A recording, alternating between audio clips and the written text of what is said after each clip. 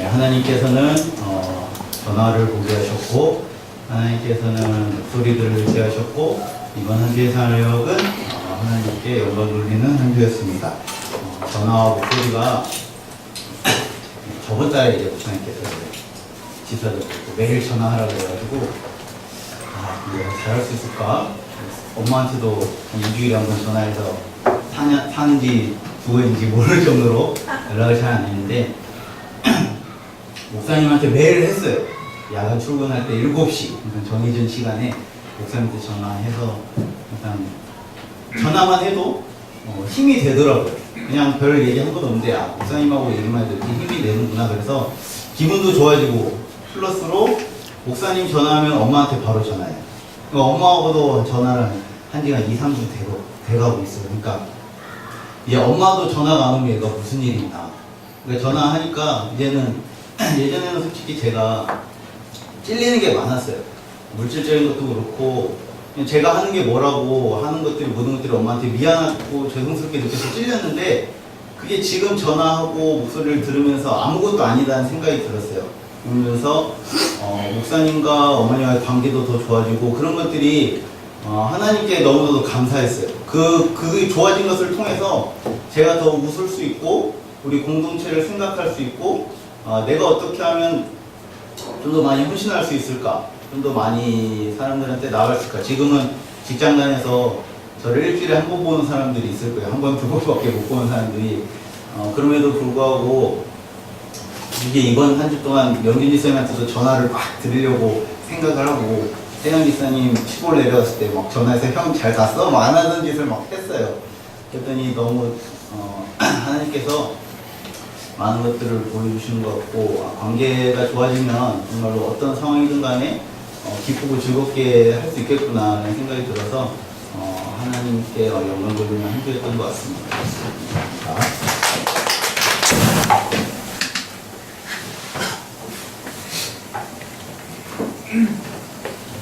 이번 주 주님은 저에게 작은 것을 보게 하셨고 이번 주 주님은 저에게 그리스도의 전도 방법을 듣게 하셨고 듣게 하셨고 이번 한 주의 삶은 감사입니다. 사실 이번 주 막 크게 느낀 게 딱 한 가지 있었는데 그걸 같이 나누면 돼요. 그 뭐냐면 어제 제가 그 공연 때문에 이번 주 되게 바쁘게 살았어요. 그래서 제일 많이 들었던 말이 웃으면서 해라. 그리고 더 밝은 모습 보이면서 공연에 임해라. 이 소리를 제일 많이 들었었는데 이번 올해 시작하면서 또 삼수하는 길을 시작하게 되었고 저에게 좋은 일들이 거의 없었던 생각 때문에 사실 웃을 일들이 많이 없었어요. 근데 그게 그렇게 생각하다 보니까 제 외적인 모습에서도 웃음이 사라지고 그러다 보니까 저에게 문제점이 하나씩 계속 발생하는 것 같더라고요. 근데 저희 실장님이 저한테 하시는 말씀이 뭐냐면 너가 할 일은 너가 꿈꾸고 해야 되는 일은 공연 예술이기 때문에 너가 그냥 너 욕심대로 하는 것이 아니라 항상 공연을 할 때나 무엇을 할 때 선교의 마음을 가지고 하라고 임하라고 하셨거든요. 근데 저도 그렇게 생각했었는데 사실 그렇게 하려면 단계별로 차근차근 내가 깨어져 나갈 것도 깨어져 나가야 되고 그렇게 해야 되는데 제가 생각해보니까 제가 별로 잘 안 웃어요 제가 요즘. 근데 목사님께서 저한테 맨날 그러시잖아요. 맨날 웃고 좀 다니라고. 사실 힘들었어요. 너무 힘들었는데 근데 공연 예술이란 게 사람들한테 제 끼를 보여주는 것도 있지만 제가 이렇게 함으로써 그리스도의 모습을 충분히 보여줄 수 있다고 생각하거든요. 그래가지고 먼저 첫 번째 제가 이번 주 다짐하고 있었던 게 항상 웃고 다니자였어요. 근데 이게 안 웃으니까 제가 연기에도 지장이 가고 노래하는 데도 지장이 가고 무용만 다 지장이 갔어요 사실은. 근데 이번 주에 이걸 공연을 준비하면서 웃으면서 하다 보니까 이게 좀 쉽게 되더라고요 생각보다. 그래가지고 항상 웃으면서 다녀야겠다라는 생각도 많이 들었었고 이렇게 제가 공연을 하면서 사람들한테 그리스도의 모습을 보여주기 위해서는 그리스도의 모습을 보여주면서 거기에서 또 전도를 할 수 있는 방법이 될 수도 있으니까 항상 웃고 다니자라는 생각을 좀 많이 했던 이번 일주일이어서 그래서 이번 한 주 동안 물론 느낀 건 사실 많이 없지만 제 이번 주 살면서 이 하나로만으로서 전 많은 발견을 했다고 생각해요. 네, 그래서 이것이 여러분의 삶입니다. 네, 이번 주 주님은 교통사고를 보게 하셨고 꿈의 조력자를 듣게 하셨고 이번 주는 갈망이었습니다. 교통사고를 보게 하신 거는 제가 원래 학교 일찍 안 가는데 일찍 가는 날 이번 주 일찍 가게 되었어요. 수업 일찍 시작해서 가는 길에 이제 차가 막혀가지고 이렇게 원래 막히는 시간인 줄 알고 그냥 막히는 줄 알았는데 가다가 이제 교통사고 앞에서 나서 막히는 거였었어요. 그래서 가야 되는 시간인데 원래 이제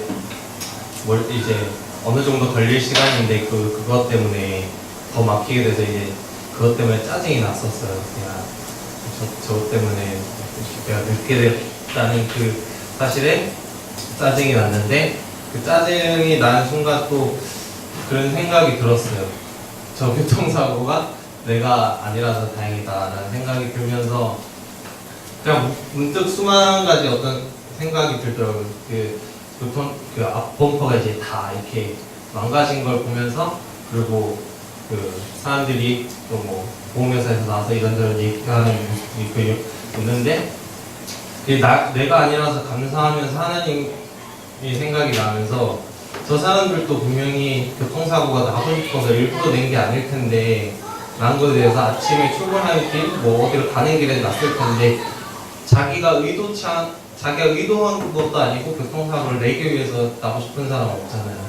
그러면서 하나님께서 그러니까 일단 나에게 저런 사고가 일어나지 않은 거에 감사하면서 그 모든 게 이게 세상 돌아가는 게 내 뜻대로 안 된다는 생각이 문득 들더라고요. 하나님께서 저 사람들 어떻게 한지 모르겠지만은 그 사람들이 교통사고를 나는 것도 하나님 계획 안에 있겠다는 생각이 문득 들면서 나도 그 가는 길에서 그냥 문득 그런 생각이 많이 들면서 하나님께 감사하면서 내가 이제 나의 어떤 영적 상태를 이렇게 보게 되더라고요. 그 사건을 통해서 나의 영적 상태를 보게 되면서 예전에 몇 주 전에 이제 목사님이 하신 말씀을 요즘 계속 몇 주 동안 많이 묵상했는데 목사님이 보폭 맞추기에 대해서 한번 말씀을 하셨었어요. 수요예배 때 보폭 맞추기가 참 힘들다라는 말씀을 하시면서 공동체 안에서도 그렇고 내가 하나님과 보폭을 얼마나 맞추고 있는가라는 생각을 많이 했어요. 하나님께서 나에게 어떤 꿈과 비전에 대해서 많이 계획하고 계실 텐데 나는 하기 싫다고 어떻게 하나님께 보폭을 맞추지 않으려고 많이 하고 있지 않은가 그런 생각도 많이 들었고 영적으로 그런 맞추지 않으려고 하는 것들이 많이 생각났고 제가 예비군 몇 주 전에 갔을 때도 행군을 하는데 제가 제일 뒤에 있는 거예요. 딱 병사가 와서 선배님 어디 아프시냐고 아픈 데는 없는데 자꾸 뒤처지니까 다른 사람이 좀 불편하게 되더라고. 그러면서 이 보폭 맞추기가 나 하나로 끝나는 게 아니라는 생각이 들더라고요. 공동체 안에서도 그렇고 공동체 안에서도 그렇고 하나님과 보폭 맞추는 게 나 안에서 끝나는 게 아니라 내가 보폭을 못 맞추면 다른 사람들이 힘들어할 수도 있겠다는 생각이 들면서 그 보폭 맞추기를 같이 맞춰가야겠다는 생각을 많이 했었고 꿈의 조력자를 듣게 하신 거는 유튜브를 보다가 그냥 꿈의 조력자 어떤 사람이 얘기하는 게 두 사람이 결혼에 대해서 얘기하면서 두 사람이 만나가지고 결혼을 하게 됐을 때 서로가 다른 사람들이 만나서 서로 다른 기준으로 만났는데 그걸 맞추는 데 있어서 기준으로 삼을 게 서로의 꿈에 대한 얘기를 듣고 꿈에 대해서 조력을 하는 자라고 얘기를 하더라고요. 서로의 꿈을 지지해주고 서로의 꿈을 위해 조력자가 되는 게 돼야 된다 그런 얘기를 들으면서 저 현선일사님 생각도 나면서 공동체 생각도 나면서 나는 현선일사님 그리고 또 공동체 안에서 꿈의 얘기를 다른 사람의 꿈의 얘기를 들어본 기억이 많이 없는 거예요. 꿈에 대해서 물어보는 것도 너무 옛날 까마득한 얘기인 것 같고 그 꿈에 대해서 그 사람에 대해서 내가 고민하고 함께 나누고 나의 꿈도 나누지도 않고 그런 거에 대해서 생각하면서 나도 이제 꿈을 위해 내가 그 사람에 대한 어떤 조력자가 돼야겠다는 생각을 많이 했었어요. 그게 그 사람을 위해 내가 맞출 수 있는 어떤 기준이 돼야 되고 내가 그 상대방이 내 꿈을 이루기 위해서 맞춰달라는 게 아니라 내가 그 사람을 위해서 꿈을 위해서 조력자가 돼야겠다는 생각이 많이 들었었고 갈망에 대한 거는 제가 이제 처음 이제 목사님이랑 그 여름 수련회 갔을 때 제 팀 이름이 갈망이었거든요. 목사님이 그냥 이렇게 황원 지사님은 열정이었고 뭐 이렇게 다 정해주셔가지고 그때 갈망이라는 단어를 저는 처음 접했었어요. 그 교회 와서 갈망이라는 단어 그래서 무슨 뜻인지 몰랐는데 그냥 그런 단어가 계속 생각나면서 되게 묵상하게 되면서 하나님께 대한 갈망이 내 안에 그러니까 현선 집사님이랑 또 요즘 계속 뭘 먹어도 자꾸 허기지는 거예요. 뭘 먹어도 허기지고 이게 막 뭔가 이게 해결되지 않는 것들이 그 갈망이라는 단어가 떠오르면서 이게 채워지지 않는 부분들을 어떻게 채워야 될지 되게 묵상하면서 그러니까 그것들을 저는 이제 다른 걸로 많이 채우려고 했었거든요. 어떤 그 게임을 통해서 좀 많이 채우려고 했었고 또 축구로도 막 채우려고 했는데 그 채워지지 않는 것들이 그 단어가 떠오르고 또 준석 선생님 그 여름 수련회 그 간단한 소식도 하면서 그 갈망이라는 단어가 떠오르면서 그것들을 어떻게 채워야 될지 묵상하게 되면서 하나님께 그 새벽 기도에 대한 어떤 것도 처음에는 이제 알람을 맞춰놓고 자고 막 그랬는데 어느 순간에 알람까지 꺼버렸었는데 이번 주는 그런 게 생각나면서 알람을 다시 맞추기 시작했거든요. 비록 못 들었지만 그래서 다시 하나님께 어떤 갈망하는 마음으로 다시 나아가야겠다는 생각을 했던 한 주였습니다.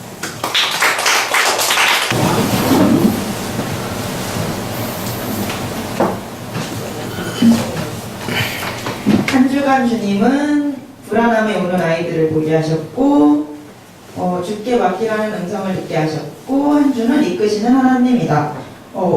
불안함에 오는 아이들은 제가 과외 때 애들한테 이제 엄마의 사랑이나 이제 혼자 크는 아이들에 대해서 이제 부모님이 없는 아이들이나 이제 끝까지 도전하는 그 아이들에 대한 마음을 보게 하려는 취지로 마음이라는 영화를 틀어줬었어요. 금요일 날에. 그래서 이제 애들이 이걸 보고 항상 재밌는 것만 찾고 흥미로운 것만 찾는 아이들이 이제 감동적인 영화를 한 번도 접한 적이 없더라고요. 얘기해보니까. 그래서 이제 감동적인 영화를 듣고 애들이 어떤 마음을 품고 어떻게 왜 울까 이걸 물어봐야겠다 이제 보는데 뒤에서 보는데 애들이 누가 걔 이름은 마음인데 막 렌지야 이러면서 울더라고요. 그래서 제 마음인데 렌지라고 잘못 들었나 이렇게 생각하고 이제 영화가 끝나고 이제 애들한테 왜 그렇게 왜 울었어 이렇게 물어보니까 자기네 집 강아지도 마음이처럼 죽으면 어떡하냐고. 마음이와 그 강아지의 삶은 아예 다르고 왜 죽은지 이해까지가 다른데 갑자기 렌지야 하면서 울고 자기네 이모 강아지가 죽으면 어떡하냐고. 저렇게 맞다가 죽으면 어떡하냐고. 그 자기네 집 강아지도 아닌데 이모 강아지를 위해서 우는 거예요. 그러니까 자기가 겪은 것도 아니고 이제 그 마음의 삶도 다르고 그 아이들이 겪을 삶도 다른데 이제 오지 않은 그 미래 때문에 오지 않은 그 불안감 때문에 우리 개가 또 죽으면 어떡하지? 우리 개도 저렇게 마음이처럼 맞다가 죽으면 어떡하지? 그러니까 지금 저희랑 다르지만 그런 불안감 때문에 애들이 그렇게 울었구나. 애들이 보지 못하는 그 미래를 위해서 미래 때문에 아직 다가오지 않은 미래 자기의 상상으로 만들어낸 그 상상 때문에 애들이 이 정도로 울었구나. 상상을 그 얘기를 들으면서 아, 제가 하나님을 만나기 전의 모습과 그 아이들이 그렇게 울고 있었던 모습과 너무 비슷했던 것 같았어요. 제가 이제 처음에 고등학생 때는 상담사의 꿈을 꾸다가 이제 대학을 대학은 붙었죠. 대학을 붙고 이제 사회복지사로 이제 과를 다 썼는데 불어 부르는 학과를 붙은 거예요. 그래서 아, 상담사의 꿈을 접고 이제 공무원을 해야겠다 이런 얘기를 했는데 이제 그렇게 딱 마음을 품고 있었는데 이제 수연이가 전도로 꿈틀교회에 오게 해서 하필 딱 그때 설교가 또 목사님께서 목사님은 그 상담사 그거를 하실 그 석사를 하셨던 분이고 또 그 꿈틀학교 얘기를 했어서 뭐지? 내가 전에 꿨던 꿈하고 비슷하네? 어떻게 또 이런 교회 오게 됐을까? 이런 생각을 하게 됐었는데 또 제가 버렸던 꿈들이 그냥 그 아이들처럼 그래 내가 상담사도 못하는데 그냥 공무원 해서 지금 우리가 좀 힘드니까 내가 이거를 빨리 돈을 벌어야겠다가 아니라 내가 처음에는 미래를 향해 있었던 불안감들을 하나님을 만나고 나서 하나님께 맡기니까 하나님께서 알아서 이렇게 이 자리까지 이끌어 주시고 다시 상담사라는 꿈을 다시 보게 하시고 그 아이들을 다시 웃게 하고 그 아이들에게 사랑을 주는 이로 다시 이끄시는 것을 보고 아 진짜 내가 맡기지 않았던 삶과 하나님께 그래도 아직 많이 부족하지만 맡기는 삶, 하나님을 만난 삶, 하나님께서 이끄시는 삶은 다르구나를 다시 느끼게 됐었어요. 근데 정말 놀랐던 게 제가 사실 불어불문가를 오면서도 사실 그 프랑스어를 그 문화는 너무 재밌는데 사실 공부를 해야 되잖아요. 제가 흥미가 없는 거에 대해 공부를 해야 되잖아요. 그래서 그거에 되게 스트레스를 받고 있었는데 국가장학금을 받으려면은 얼마지? 78.5 성적이 78.5가 넘어야 돼요. 근데 하나님 78.5도 힘들어요.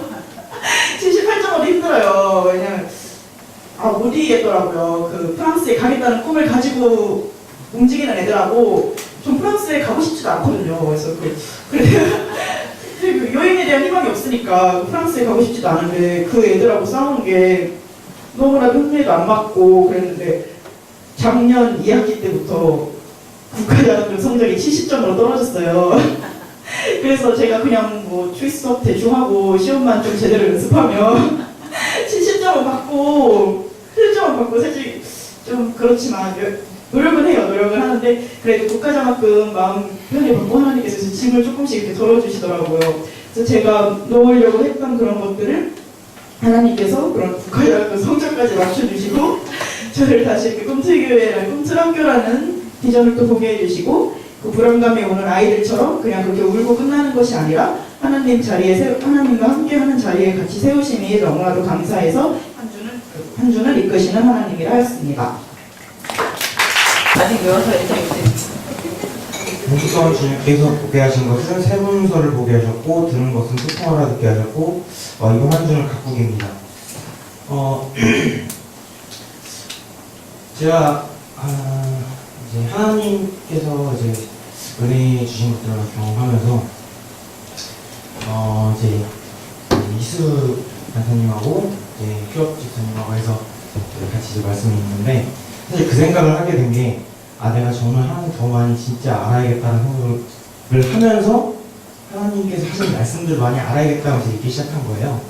했는데 그러면서 느낀 게 하나님과 이렇게 소통하고 관계를 맺는 것에 있어서 이렇게 관계를 맺는 것에 있어서 하나하나 알아가는 것처럼 사람들도 좀 제 주변에 있는 사람들보다 그렇게 알아가야겠다는 생각이 들었어요. 왜냐하면 제가 정말 사람한테 관심이 없어요. 경험해 보시면 아시지만 저는 정말 일주일에 연락도 일 있을 때 아니면 잘 안 하고 제 카톡은 일주일에 한 10몇 개 이 정도를 사람이랑 소통하는 거 별로 안 좋아하는데 근데 그게 이제 근데 그 부분에 있어서 제가 에너지를 쏟아야겠다는 생각이 들었어요.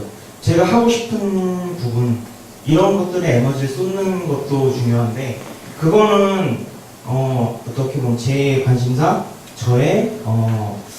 제 관심사에만 있는 거고 다른 사람이 어떻게 생활하고 어떻게 뭘 좋아하고 어느 학교를 나왔고 생일이 언제고 뭐 이런 것들에 대해서 관심을 갖고 그 사람이 지금 어떤 분야에 관심이 있고 그것에 그것과 어떻게 얘기할 수 있는지 이런 것에 대해서 좀 많이 이제 연구해야겠다, 공부해야겠다 생각이 들어서 제가 이제 엑셀 파일을 줬습니다.